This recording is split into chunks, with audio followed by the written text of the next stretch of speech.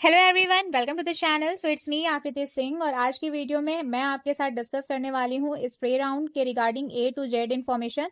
तो अगर आप एक ऐसे स्टूडेंट हो जिसके राउंड 1, 2 या 3 राउंड में एक भी कॉलेज नहीं मिला आपको और आप स्प्रे राउंड का वेट कर रहे थे, अब स्प्रे राउंड के regarding Atal Bihari Vajpayee medical university के साइट पर सारी इन्फॉर्मेशन आ गई है, बट आपको समझ में नहीं आ रहा है कि कौन सी लाइन का क्या मतलब है। तो क्वेश्चन मार्क को हटाना है और इस वीडियो को आपको एंड तक देखना है, जिससे सारी ए टू जेड इन्फॉर्मेशन आपको पता चल सके, आप हर एक पॉइंट को समझ पाओ। तो इसलिए फटाफट से आप चैनल को सब्सक्राइब जरूर करिएगा और बेल आइकन पे भी क्लिक कर लीजिएगा, जिससे अपकमिंग वीडियोस की सारी नोटिफिकेशन आपको मिलती रहे। मैं आपको पूरा जो ये हमारा अटल बिहारी वाजपेयी मेडिकल यूनिवर्सिटी का ऑफिशियल वेबसाइट है, जैसे कि मैं अपने प्रीवियस वीडियोस में जब भी कुछ इन्फॉर्मेशन देती हूँ तो मैं हमेशा बच्चों को यही सजेस्ट करती हूँ कि आप हमेशा ऑफिशियल वेबसाइट पे देखिए। तो इसलिए आज मैं आपके सामने ऑफिशियल वेबसाइट ओपन की हूँ और इसी ऑफिशियल वेबसाइट की हर एक लाइन में आपके साथ शेयर करूंगी। तो चलिए फटाफट से देख लेते हैं कि वेबसाइट पे क्या इन्फॉर्मेशन आई है। तो आप देखिए, यहाँ पे सबसे पहले हमारे पास टोटल 3 पेज में ये सारे इंस्ट्रक्शन दिए गए हैं। 1 बाय 1 मैं सारे पेजेस आपके सामने रीड करूंगी और हर एक लाइन का आपको मतलब समझाऊंगी, ठीक है। तो सबसे पहले पेज 1 से स्टार्ट करते हैं। पेज 1 पे जो इन्फॉर्मेशन गिवन है उसको देख लेते हैं। तो जैसा कि आप देख सकते हो, online on campus spray round of counselling यहाँ पर आपकी होगी और इसके जो गाइडलाइंस और इन्फॉर्मेशन बुलेटिन है वो कुछ इस तरीके से है कि जो आपका ये शेड्यूल है, ठीक है, तो starting of online registration and ending of online registration. तो इस चीज में बहुत बार बच्चों को कंफ्यूजन होता है कि इसमें लिखा रहता है ऑन कैंपस, मतलब कि वहां पे विजिट करके ही सारा वो मतलब प्रोसेस कराना है, लेकिन आप इस चीज को भी जरूर ध्यान दीजिएगा कि यहाँ पे ऑनलाइन प्रोसेस लिखा हुआ है, ऑनलाइन, ठीक है। तो जो रजिस्ट्रेशन आपको करना है, रजिस्ट्रेशन उसका जो डेट है वो प्रोसेस आपका ऑनलाइन होने वाला है और उसका जो डेट है वो आपका 11 अगस्त से स्टार्ट हो चुका है और ये रजिस्ट्रेशन प्रोसेस आपका 19 अगस्त तक चलने वाला है, ठीक है, शाम के 6 बजे तक। तो आप इसका पहला बहुत ही डेट जो ये है ये आपका 11 अगस्त से स्टार्ट है और 19 अगस्त तक ये प्रोसेस आपका चलने वाला है। उसके बाद schedule for reporting of registered candidates at counseling venue for document verification and seat allotment based on rank of qualified candidates will be published on 28 Thursday। तो देखो इसमें क्या करना है आपको, इसका मतलब ये है कि जैसे मान लो आपने अपना रजिस्ट्रेशन करा लिया, ठीक है, उस रजिस्ट्रेशन के बाद अब आपको काउंसलिंग के लिए कब विजिट करना है, कहाँ विजिट करना है, वेन्यू मतलब कौन से लोकेशन पर डॉक्यूमेंट वेरिफिकेशन के लिए आपको विजिट करना है, वहां पे आपका जो सीट अलॉटमेंट है वो जो जितने क्वालिफाइड कैंडिडेट्स होंगे उनकी जो लिस्ट है, उनके कहाँ विजिट करना है, कब विजिट करना है, इसके रिगार्डिंग जो सारी इंफॉर्मेशन है वो आपको 20 अगस्त तक 2 बजे, ठीक है, 20 अगस्त उस दिन थर्सडे है, 20 अगस्त को दोपहर के 2 बजे तक सारी इंफॉर्मेशन वेबसाइट पे अपलोड कर दी जाएगी। इसके अलावा जैसे कि इंफॉर्मेशन अपलोड कर दी जाएगी तो उसमें आपको ये बता दिया जाएगा कि डॉक्यूमेंट वेरिफिकेशन कहाँ होगा, कौन क्वालिफाइड है इस चीज के लिए और कौन नहीं। अब उसके बाद आपको जो टेंटेटिव काउंसलिंग स्टार्टिंग डेट, अब आपको वेन्यू बता दिया गया तो अब आपको वहां जाना भी तो होगा, तो आपको कब जाना होगा उसके लिए अभी एक फिक्स, टेंटेटिव का मतलब फिक्स नहीं है, बस एक्सपेक्टेड जो डेट दिया गया है वो है 24। तो ये सब काम तो आपका होता रहेगा। अभी जो जरूरी है वो ये है कि आपको अपना रजिस्ट्रेशन करा लेना है। तो ऑनलाइन रजिस्ट्रेशन का जो प्रोसेस है वो 19 अगस्त को एंड हो जाएगा। तो आप अगर स्प्रे राउंड में आप काउंसलिंग में पार्टिसिपेट करना चाहते हैं तो 19 को आप 19 अगस्त के पहले अपना रजिस्ट्रेशन प्रोसेस करा लीजिए। अभी हम आगे ये भी देखेंगे कि कौन कौन एलिजिबल है इस प्रोसेस के लिए, स्प्रे राउंड के लिए, क्योंकि एलिजिबिलिटी क्राइटेरिया को लेकर के बच्चों के मन में बहुत डाउट आता है, तो मैं सारी चीजें आपको बताने वाली हूँ, ठीक है। अब उसके बाद आप देख सकते हो कि यहाँ पे एड्रेस दिया हुआ है कि जो लोकेशन है वो कहाँ पे है। तो अटल बिहारी वाजपेयी मेडिकल यूनिवर्सिटी जो है ये सुल्तानपुर रोड पर है और लखनऊ, ठीक है। और बाकी ये वेबसाइट है, ये ईमेल है, ये हेल्पलाइन कॉन्टैक्ट नंबर है और इस हेल्पलाइन कॉन्टैक्ट नंबर पे आप सुबह के 10 बजे से शाम के 6 बजे तक कॉल कर सकते हो। बाकी आप गूगल मैप का भी लिंक दिया हुआ है, अगर आप वहां जाने वाले हो तो वहां पे आपको कैसे पहुंचना है उसकी सारी डिटेल्स, ठीक है। अब आप देखो स्प्रे राउंड है क्या। तो spray round of counselling is being conducted for vacant seats in BSc nursing course. तो बहुत बार बच्चों को डाउट रहता है कि स्प्रे राउंड एक्चुअल में है क्या, तो उसके बारे में भी इसमें लिख दिया है।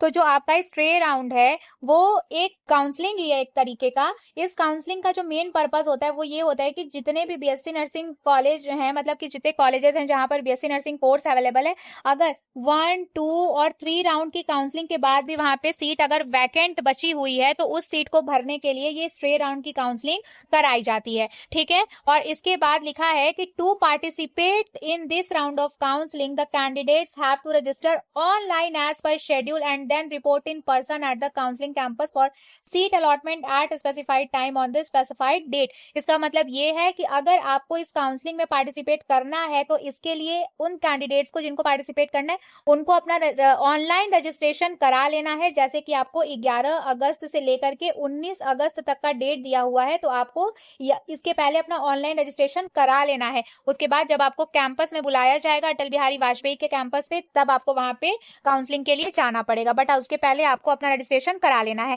अब हम सेकंड पेज पर क्या लिखा हुआ है वो हम देख लेते हैं। तो सेकंड पेज पे आप देख सकते हो कि एलिजिबिलिटी बताई गई है कि कौन कौन से स्टूडेंट एलिजिबल हैं स्ट्रे राउंड की काउंसलिंग के लिए। तो आप देखिए, following candidates will be eligible to participate in stray round of counselling. मतलब ये जितने पॉइंट्स लिखे हैं मैं आपको इतने पॉइंट्स का मतलब समझाऊंगी, और सिर्फ जितने लोग इस कैटेगरी में हैं वही लोग आपके मतलब वही लोग स्ट्रे राउंड के लिए एलिजिबल हैं। तो सबसे पहले all qualified candidates who have not participated in round 1, round 3 and mop up round। तो वो सभी qualified candidates, मतलब अगर आपने यूपी सीनेट का एग्जाम दिया था और आपका जो मार्क्स है वो 50% के ऊपर है, लेकिन आपने किसी भी राउंड में पार्टिसिपेट नहीं किया था, तब भी आप स्प्रे राउंड के लिए एलिजिबल हो। ठीक है, इसके बाद all qualified candidates who have participated in round 1, round 2 and mop up round of counseling and have not been allotted any seat in any college। अगर आप एक ऐसे कैंडिडेट हो जिन्होंने राउंड 1, राउंड 2, राउंड 3 जो कि मॉप अप राउंड था उसमें पार्टिसिपेट किया था, लेकिन फिर भी आपको एक भी कॉलेज नहीं मिला है, तो ऐसे बच्चे भी स्ट्रे राउंड में पार्टिसिपेट कर सकते हैं। इसके बाद qualified candidates who have been allotted a seat and have not been admitted. अब ऐसे बच्चे जिनको सीट तो मिली थी लेकिन उन्होंने एडमिशन नहीं लिया था, तो ऐसे बच्चे भी स्ट्रे राउंड की काउंसलिंग में पार्टिसिपेट करने के लिए एलिजिबल हैं। लास्ट कौन सी कैटेगरी है जो एलिजिबल है? तो qualified candidates who have taken admission in college and have resigned from the allotted college on or before 27/7/26। तो अगर आप ऐसे स्टूडेंट हो जिसको कॉलेज भी मिला था और आपने कॉलेज में एडमिशन भी लिया था, लेकिन आपको वो कॉलेज पसंद नहीं आया था, तो आपने 27 जुलाई को या फिर 27 जुलाई के पहले उस कॉलेज से रिजाइन कर दिया है, उस कॉलेज से अपना एडमिशन कैंसिल करा लिया है, तब भी आप स्प्रे राउंड काउंसलिंग के लिए एलिजिबल हो। ठीक है, अब इसके बाद हम देख लेते हैं कि कौन से बच्चे स्ट्रे राउंड काउंसलिंग के लिए एलिजिबल नहीं है। ठीक है, कौन से बच्चे स्ट्रे राउंड काउंसलिंग के लिए एलिजिबल नहीं है, अब हम उनको देख लेते हैं। तो candidates who have been allotted seat and have been admitted by allotted college. अगर आपको जो सीट मिली थी आपने उस कॉलेज में अपना एडमिशन करा लिया है, तो अब आप स्ट्रे राउंड के लिए एलिजिबल नहीं हो। Second, candidates who have been admitted by allotted college and resigned after 27/7/2026। मतलब वो कैंडिडेट्स जिनका एडमिशन हुआ था उन्होंने कॉलेज भी रिजाइन कर दिया, लेकिन उन लोगों ने 27 जुलाई के बाद कॉलेज आफ्टर मतलब 27 जुलाई के बाद अगर कॉलेज से रिजाइन किया है जिस कॉलेज में उनका एडमिशन हुआ था, तो वो बच्चे एलिजिबल नहीं है स्ट्रे राउंड में पार्टिसिपेट करने के लिए। ठीक है, बाकी रजिस्ट्रेशन प्रोसेस क्या है वो हम आप थोड़ा सा समझ लेते हैं। तो रजिस्ट्रेशन प्रोसेस की बात करें तो ऑनलाइन रजिस्ट्रेशन जो है काउंसलिंग के लिए, वो आपको जैसे कि आपने first round, second round, third round का अपना रजिस्ट्रेशन किया था, उसी तरीके से स्ट्रे राउंड के लिए भी आपको सीनेट की जो ऑफिशियल वेबसाइट है, यहाँ पे वेबसाइट दिया हुआ है www.abvmu.up.edu.in। इसी वेबसाइट पे जाकर के आपको आपका ऑनलाइन रजिस्ट्रेशन करना है, और पहले मैं बता चुकी हूँ लास्ट डेट जो है वो है आपका 19 अगस्त। ठीक है, 19 अगस्त के पहले आपको रजिस्ट्रेशन करा लेना है। दूसरी चीज, ये रजिस्ट्रेशन प्रोसेस कैसे होगा? तो eligible candidates will be able to register for counselling through their existing login. ठीक है, जो आपके फॉर्म फिलिंग के टाइम पे जो एप्लीकेशन फॉर्म आपने फिल किया था, तो आपको जो कंफर्मेशन पेज मिला था उस पे जो जितनी भी इंफॉर्मेशन लिखी गई है उसी के अकॉर्डिंग आप अपना रजिस्ट्रेशन स्ट्रे राउंड के लिए करा सकते हो। ठीक है, आपका जो भी रजिस्ट्रेशन आईडी और पासवर्ड था उसी से आप अपना पोर्टल ओपन करेंगे और अपना रजिस्ट्रेशन कराएंगे। तो इसके लिए आपको परेशान नहीं होना है, आप सिंपली साइबर कैफे जा सकते हैं और वहां से अपना रजिस्ट्रेशन करा के अपना स्ट्रे राउंड की काउंसलिंग करा सकते हैं। ठीक है, इसके आगे सेकंड पॉइंट लिखा है कि during registration all primary information like candidate name, father's name, mother's name will be automatically pre filled as submitted by the candidate during senate registration. तो ये सब जो इन्फॉर्मेशन है आपने अपने सीनेट का फॉर्म भरते टाइम जितनी चीजें भरी थी, जो इन्फॉर्मेशन, जैसे ही आप अपना आईडी पासवर्ड से वो सब ओपन करोगे स्ट्रे राउंड का रजिस्ट्रेशन करने के लिए, ये सब चीजें पहले से ही प्री फिल्ड आपको उसमें मिलेगा, ठीक है। थर्ड पॉइंट लिखा है कि candidate can update date of birth, gender and category at the time of registration. अगर आप रजिस्ट्रेशन मतलब अब जो आप स्ट्रे राउंड के लिए रजिस्ट्रेशन करोगे, स्ट्रे राउंड के लिए अब आप जो रजिस्ट्रेशन करोगे, इस टाइम अगर आप अपना डीओबी या फिर कोई भी जेंडर या कैटेगरी चेंज करना चाहते हो, जैसे मान लो आपने पहले ओबीसी कैटेगरी में कराया था, अब आपको एससी कैटेगरी के बिहाफ पे अपना कराना है काउंसलिंग, तो आप वो सब कर सकते हो। बट ध्यान रखिएगा अगर आप रिजर्व्ड कैटेगरी लेते हो तो उसके लिए आपके पास वैलिड कास्ट सर्टिफिकेट होना चाहिए, क्योंकि कास्ट सर्टिफिकेट नहीं रहेगा तो आपको बहुत दिक्कत हो जाएगा अगर आप फिर रिजर्वेशन नहीं ले पाओगे, ठीक है। और अगर आपके पास कास्ट सर्टिफिकेट नहीं है तो आप अपना जनरल काउंसलिंग ही कराइए, ठीक है। नेक्स्ट पॉइंट लिखा है candidates who had marked appearing in 12th standard examination. Suppose आपने सीनेट एग्जाम के टाइम पे अपियरिंग दिखाया था, ठीक है, अपियरिंग दिखाया था और अब आपका रिजल्ट आ गया है, तो स्ट्रे राउंड के टाइम पे आपको आपका जो बोर्ड एग्जामिनेशन का रिजल्ट वगैरह है वो सब मार्क्स आपको अपडेट करना पड़ेगा, ठीक है। फिर candidates will also have to upload, अगर जैसे मान लो आपने पहले अपियरिंग में डाला था, अब आपका 12th का रिजल्ट आ गया है स्ट्रे राउंड तक, तो स्ट्रे राउंड में जब आप रजिस्ट्रेशन करोगे तो 10+2 यानी कि 12th की मार्कशीट, 10 का मार्कशीट और 12th स्टैंडर्ड का जो भी मतलब मार्कशीट, स्टेटमेंट ऑफ मार्क्स, ये सब आपको सबमिट करना पड़ेगा, ठीक है। फिर all the candidates have to mandatorily deposit. तो देखो इसमें बच्चों का फीस को लेकर के बहुत ही ज्यादा डाउट आता है, तो स्ट्रे राउंड की काउंसलिंग में आप सभी को 500 रुपए तो फीस देनी ही देनी है, रजिस्ट्रेशन फीस देनी है जो, और ये नॉन रिफंडेबल है, मतलब अगर आपको कॉलेज नहीं भी मिला तब भी ये 500 रुपए आपके रिटर्न नहीं आएंगे। उसके बाद सीट कंफर्मेशन फी जैसे कि 40,000 रुपए जो है ये एबीवीएमयू यूपी को आपको डिमांड ड्राफ्ट या फिर ऑनलाइन पेमेंट के थ्रू आपको देना पड़ेगा जब आप वहां पे काउंसलिंग के लिए जाओगे सीट अलॉटमेंट के पहले, ठीक है। और जो डिमांड ड्राफ्ट होगा वो आपके एबीवीएमयू कॉमन नर्सिंग एंट्रेंस टेस्ट 26 के हिसाब से बनाओगे आप, और लखनऊ में जब आपको बुलाया जाएगा कैंपस में काउंसलिंग के लिए तब आपको वहां पे ये फीस पे करना पड़ेगा, ठीक है। आगे जो इंस्ट्रक्शन लिखा है तीसरे पेज पे वो मैं आपको बता देती हूँ। The candidates who have already submitted seat confirmation fee are not required to resubmit confirmation fee. साफ साफ इंस्ट्रक्शन में लिखा है जिन बच्चों ने पहले मान लो आपने किसी भी कॉलेज में 40,000 रुपए दे दिए थे, फिर आपने कॉलेज से रिजाइन कर दिया या फिर जो भी है आपने डिक्लाइन कर दिया था, तो अब आपको दोबारा से 40,000 रुपए नहीं देने होंगे, आपको सिर्फ 500 रुपए का काउंसलिंग फी पे करके अपना स्ट्रे राउंड का रजिस्ट्रेशन करा लेना है, ठीक है। नेक्स्ट आपको जब आपका कॉलेज वगैरह अलॉट हो जाएगा तो आपने जो 40,000 पहले से पे कर दिया है वो ऑटोमेटिकली जिस भी कॉलेज में आप स्ट्रे राउंड के थ्रू जाओगे उस कॉलेज में वो फीस एबीवीएमयू आपका ट्रांसफर कर देगा, ठीक है। फिर candidate should take a printout of stray round of counselling registration form and verification form which has to submit at the time of reporting at the counselling. ध्यान दीजिए ये पॉइंट बहुत इंपॉर्टेंट है।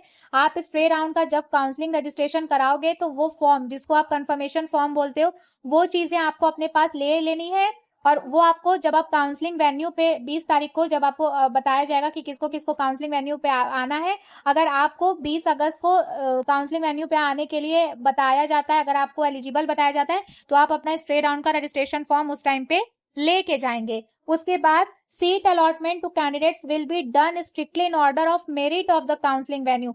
देखो ऐसा नहीं है कि आपको काउंसलिंग वेन्यू पे बुला लिया गया तो आपको सीट मिल जाएगी, वहां पे जाने के बाद मेरिट कि कितना कट ऑफ गया है। मान लो एक मैं एग्जांपल के लिए दे रही हूँ, 55 मार्क्स वाले बच्चों को सीट मिल रही है और आपका मार्क्स 53 है तो आपको सीट नहीं मिलेगी। मैं एक एग्जांपल दे रही हूँ, ऐसा नहीं है कि 53 है तो तुम जाओ ही ना, मैं तुमको जस्ट एक एग्जांपल दे रही हूँ। तो जो कट ऑफ बनेगा, जो मेरिट बनेगा, उसी के हिसाब से आपको कॉलेज मिलेगा, ठीक है। नेक्स्ट है जो आपका candidates are required to carry all the original certificate. यहाँ पे आप जीरोक्स कॉपी ले जाने की गलती नहीं करेंगे, आपको सिर्फ और सिर्फ ओरिजिनल कॉपी ले जाना है, ठीक है। 10th का, 12th का, जो भी आपका आधार, पैन, जो भी जितने भी डॉक्यूमेंट वेरिफिकेशन के लिए ले जाने, सारा का सारा आप ओरिजिनल डॉक्यूमेंट लेके जाएंगे। और यहाँ पे क्लियरली लिखा हुआ है, और एक और चीज लिखा है, Fehling which they will not be eligible for counselling and admission. Suppose अगर आप अपना ओरिजिनल सर्टिफिकेट, मान लो 10th का, 11th का, 12th का, आधार कार्ड, पासिंग सर्टिफिकेट, मार्कशीट, कुछ भी अगर ले जाने से चूक गए, ठीक है, नहीं ले गए, तो आप काउंसलिंग के लिए एलिजिबल नहीं होगे, ठीक है। तो ये आपकी गलती है, क्योंकि इसने पहले ही बता दिया कि आपको सारे ओरिजिनल सर्टिफिकेट्स ले जाने हैं। उसके बाद all the candidates should have medical fitness certificate. आपको गवर्नमेंट हॉस्पिटल, आपके आसपास जो भी डिस्ट्रिक्ट हॉस्पिटल है, इसमें साफ साफ लिखा है मेडिकल कॉलेज जैसे होता है डिस्ट्रिक्ट हॉस्पिटल या डिस्ट्रिक्ट सीएमओ, तो उनसे आपको अपना मेडिकल सर्टिफिकेट बनवा के उस पर साइन करवा लेना है। इसमें साफ साफ लिखा है कि अगर आपके पास मेडिकल फिटनेस सर्टिफिकेट नहीं हुआ तो भी आप काउंसलिंग के लिए वहां पहुंच भी गए अटल बिहारी वाजपेयी मेडिकल यूनिवर्सिटी में, अगर आपके पास मेडिकल फिटनेस सर्टिफिकेट नहीं है तो आप काउंसलिंग और एडमिशन के लिए एलिजिबल नहीं हो। इसलिए जो जो सर्टिफिकेट बोल रहा है वो ले करके जाओ, ठीक है। उसके बाद आपको क्या क्या लेके जाना है डॉक्यूमेंट, और उसका एक सेट फोटोकॉपी। तो सबसे पहले आपको एक कलर्ड पासपोर्ट साइज है, तो भाई भले इसमें एक ही कलर लिखा है, लेकिन तुम पूरी 8 से 16 पासपोर्ट साइज फोटो लेके जाना, वो भी कलर्ड, ब्लैक एंड व्हाइट नहीं, कलर लेके जाना है, ठीक है। Verification sheet uploaded eight the time, जो भी आप अपना कंफर्मेशन पेज, जितने फॉर्म्स जितनी बार काउंसलिंग कराए हो 2026 में यूपीएससी नीट का फर्स्ट राउंड, सेकंड राउंड का, जो भी तुम्हारा वेरिफिकेशन शीट है, कंफर्मेशन शीट है, वो सब कुछ लेकर के जाओगे। उसके बाद तुम्हारा ये आपके जो 10th और 12th के पासिंग सर्टिफिकेट और मार्कशीट जो आती है आपकी, वो सब आपको ओरिजिनल भी ले जाना है और उसका जीरोक्स भी ले जाना है, ठीक है, पूरा प्रॉपर अच्छे से। सेम आपका क्लास 10 का पासिंग सर्टिफिकेट जिसपे आपका डेट ऑफ बर्थ लिखा होगा वो आपको लेके जाना है, ओरिजिनल भी ले जाना है और उसका फोटोकॉपी भी लेकर के जाना है, ठीक है। और आपको जो भी माइग्रेशन सर्टिफिकेट, ट्रांसफर सर्टिफिकेट आपकी स्कूल से मिला है वो भी ले जाना है, और मेडिकल फिटनेस भी ले जाना है। बिना मेडिकल फिटनेस के एडमिशन नहीं होगा, मतलब नहीं होगा, आपको पहले से बता दिया गया है, तो आपको ले करके ही जाना है, ठीक है। आगे की चीजें भी हम देख लेते हैं। तो candidate should also bring the following certificate. अगर आप कोई आपने ऐसा भरा था अपनी कैटेगरी ST SC, तो आपको ST SC का कास्ट सर्टिफिकेट ले जाना होगा, और वो प्रॉपर तहसीलदार से बनवाया गया हो, इधर उधर का नहीं चलेगा। अगर OBC EWS सर्टिफिकेट है तो ये 1 अप्रैल 2026 के पहले का नहीं होना चाहिए, 1 अप्रैल 2026 या 1 अप्रैल 2026 के बाद का ये होना चाहिए, ठीक है। फिर category should be mentioned in the list of OBC NCL, आपका जो भी कैटेगरी है वो अच्छे से आपके कास्ट सर्टिफिकेट में मेंशन होना चाहिए। उसके बाद 12th पॉइंट है, after the seat allotment and acceptance, if any candidate is not reporting in allotted college or seat fee will be fortified। Suppose आपने 40,000 रुपए अटल बिहारी यूनिवर्सिटी को दे दिया, लेकिन आपको जो कॉलेज मिला वहां पे अगर आप रिपोर्टिंग के लिए नहीं गए, ठीक है, जैसे अटल बिहारी ने आपको बोल दिया कि आपको ये XYZ नाम का कॉलेज मिला है, आपको यहाँ जाना है, और आपने अटल बिहारी ABVMU को 40,000 रुपए दे दिए, लेकिन आप कॉलेज में नहीं गए, जिस कॉलेज में ABVMU ने आपको बोला जाने को, अगर आप उस कॉलेज में नहीं गए तो ये फीस आपकी जमा, मतलब आपको रिटर्न नहीं होगी, ठीक है, फॉरफिटेड हो जाएगा, ये आपको नहीं मिलेगा। उसके बाद there is no facility for on spot registration. देखो बहुत साफ साफ लिखा है भाई कि तुम अगर सोच रहे हो कि तुम ABVMU पहुंचोगे और वहीं पे अपना ऑनलाइन रजिस्ट्रेशन करोगे, तो ये ऐसा पॉसिबल नहीं है, आपको अपना ऑनलाइन रजिस्ट्रेशन पहले से ही करके जाना है। उसके बाद in case of any legal dispute the jurisdiction will be judicature of Allahabad high court at its Lucknow bench only, ठीक है। तो ये सब लीगल केसेस वेसेस के चक्कर में, लीगल केसेस के रिगार्डिंग लिखा है, तो भाई तुमको ये सब कुछ करने की जरूरत ही नहीं पड़ेगी, तुम अपने सारे ओरिजिनल और जीरोक्स कॉपी सब अच्छे से लेकर के जाओ, सारा डॉक्यूमेंट वैलिड रखो, ठीक है, कोई दिक्कत नहीं आएगा। एक और इम्पॉर्टेंट नोटिस आपके लिए यहाँ पे अवेलेबल है कि सारे कैंडिडेट्स को एडवाइस किया गया है कि किसी भी कॉलेज के बारे में अगर आपको जानना है तो आप, ऐसा नहीं है कि सीट मैट्रिक्स पे डिपेंड रहोगे, आप उस कॉलेज को अपने साइट से वेरीफाई करो, उसके ऑफिशियल वेबसाइट पे जा करके। दूसरा, अगर आप उसका INC एफिलिएशन देखना चाहते हो, रिकॉग्निशन देखना चाहते हो, तो आप INC के पोर्टल पे देख सकते हो, जो यहाँ पे गिवन है, तो इस पे आप जा करके किसी भी कॉलेज का INC अप्रूवल चेक कर सकते हो, ठीक है। तो ठीक है गाइस, स्टूडेंट फ्रेंड्स, ये था आपका स्प्रे राउंड का detail. Thank you so much for watching this video. I hope आपको सब कुछ समझ में आया होगा। बाकी चैनल को सब्सक्राइब कर लेना और बेल आइकन पे क्लिक कर लेना। हम जल्दी मिलेंगे नेक्स्ट वीडियो में, तब तक अपना ध्यान रखो, ठीक है, और चैनल को सब्सक्राइब जरूर कर लेना और नोटिफिकेशन भी ऑन कर लो।